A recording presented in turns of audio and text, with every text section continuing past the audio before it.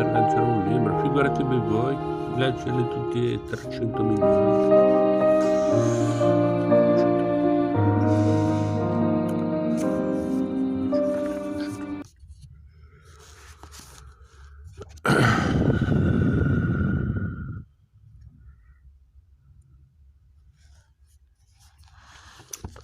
Don Rodrigo vuol far rapire Lucia. Renzo all'osteria con Tonio Gervaso. Padre Cristoforo, afflitto ma non scoraggiato, come un capitano che abbia perduta senza sua colpa una battaglia importante, riferisce ai suoi protetti l'esito del colloquio con Don Rodrigo. Renzo si mette a inveire contro quel tiziano d'inferno, quel cane assassino, ma il frate sa trovare una parola buona per tutti. Voi, poverette, dice a Lucia Agnese, non vi perdete d'animo, e tu Renzo, credi pure che io so mettermi nei tuoi panni, che io sento quello che passa nel tuo cuore. Prometti di non abbandonarli e prima di correre al convento li esorta ad avere fiducia in Dio. Poco dopo la reazione di Renzo, che esprime addirittura il proposito di ammazzare il prepotente. La finirò io, finalmente, di carne e ossa anche lui. Impressiona Lucia che a malincuore finisce col consentire al matrimonio di sorpresa architettato dalla madre. Contemporaneamente Don Rodrigo sta attuando un piano scellerato allo scopo di rapire la ragazza. Del misfatto vengono incaricati il Griso, che è il capo dei suoi bravi, e alcuni suoi subordinati, i quali si travestano da mendicanti e gironzolano nei pressi della casa di Lucia. Altri loro compagni si tengono pronti a ogni evenienza nell'osteria del paese. In quella stessa osteria capita Renzo in compagnia di Tonio e Gervaso per cenare insieme e studiare il modo di introdursi, senza destare sospetti, in casa di Don Abbondio. La presenza dei bravacci, però, mette in corpo a Renzo un certo disagio, un'inquietudine non priva di brutti presentimenti.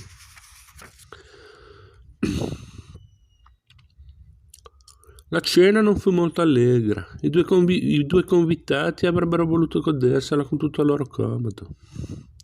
Ma l'invitante, preoccupato di ciò che il lettore sa e infastidito, e anche un po' inquieto del contegno strano di quelli sconosciuti, non vedeva l'ora d'andarsene. Si parlava sottovoce per causa loro, ed erano parole tronche e svogliate. Che bella cosa, scappò fuori di punto in bianco Gervaso. Che Renzo voglia prender moglie e abbia bisogno. Renzo gli fece un viso brusco. Vuoi stare zitto, bestia, gli disse Tonio, accompagnando il titolo con una gomitata. La conversazione fu sempre più fredda fino alla fine. Renzo, stando indietro nel mangiare come nel bere,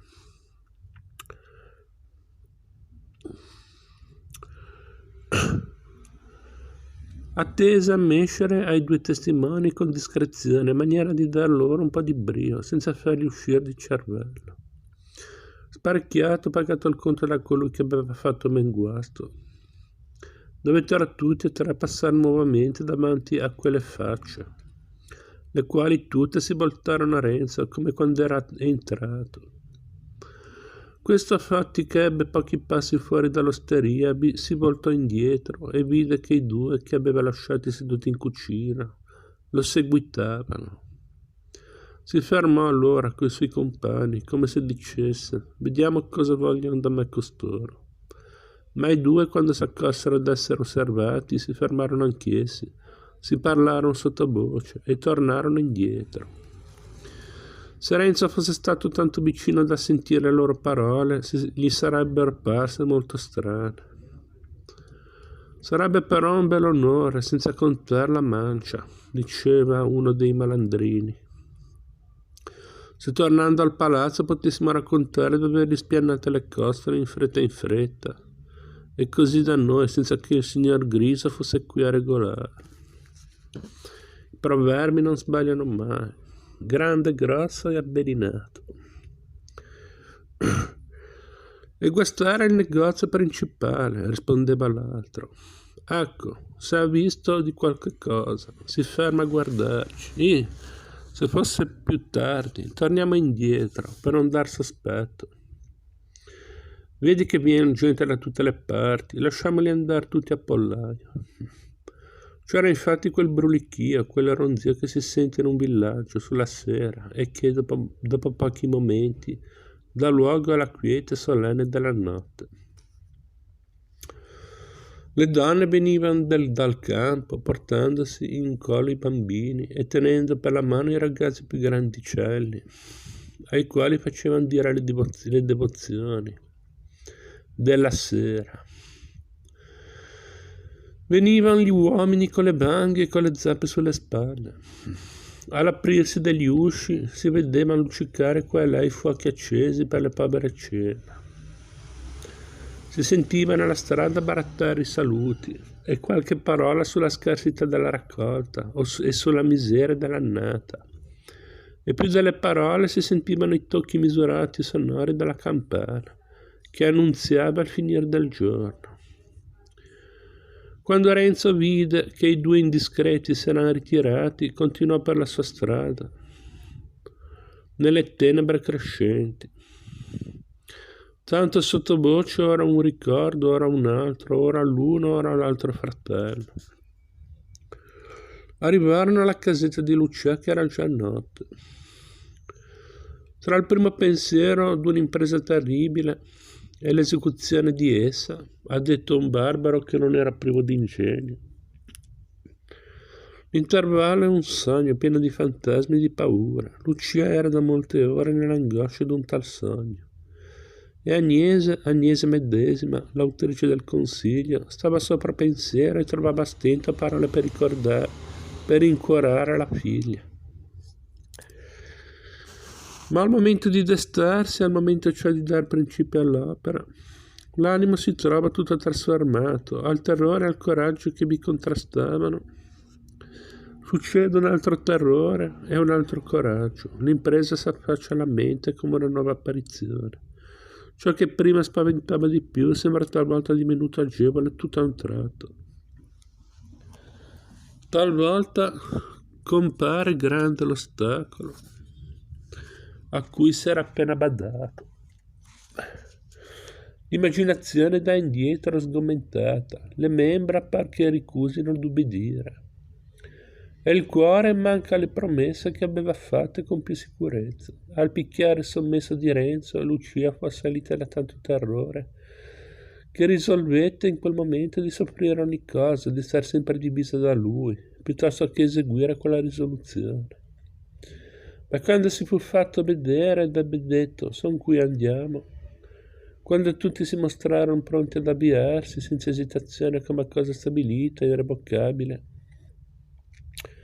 Lucia non ebbe tempo né forza di far difficoltà e come strascinata prese tremando un braccio della madre, un braccio del promesso sposo e si mosse con la brigata avventuriera.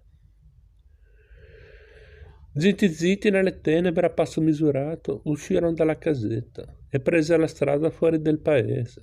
La più corta sarebbe stata da attraversarlo, che s'andava dritto alla casa di Don Abbondio. Ma scelsero quella per non essere visti, per viottole tra gli orti e i campi. Arrivarono vicino a quella casa e lì si divisero. I due promessi rimasero nascosti dietro l'angolo di essa, Agnese con loro, ma un po' più innanzi per accorrere in tempo a fermare Perpetua.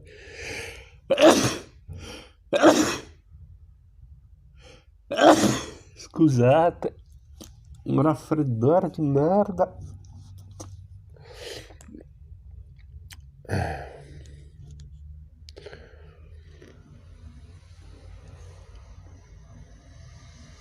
Per viottole tra gli orti e i campi, arrivarono vicino a quella casa e lì si divisero.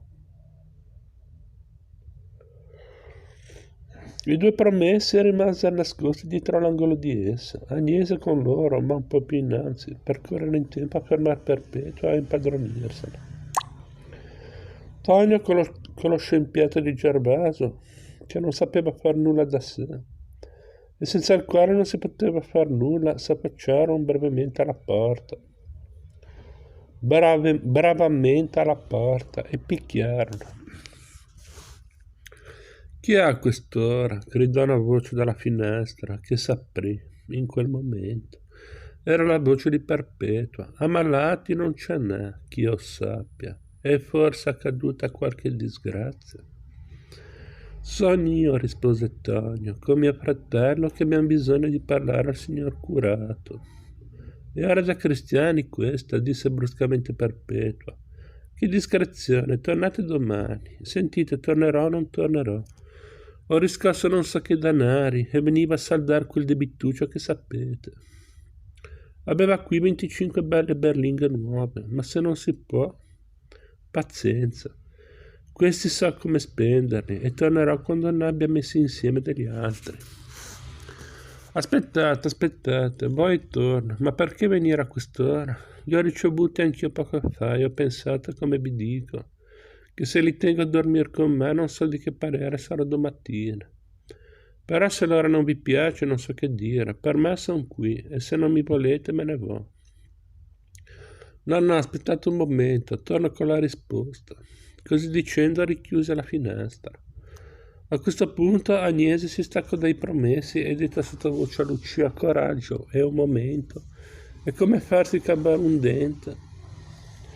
Si riunì ai due fratelli davanti all'uscio e si mise a ciarlare con Tonio in maniera che Perpetua, venendo ad aprire, dovesse credere che si fosse abbattuta lì a caso e che Tonio l'avesse trattenuto un momento.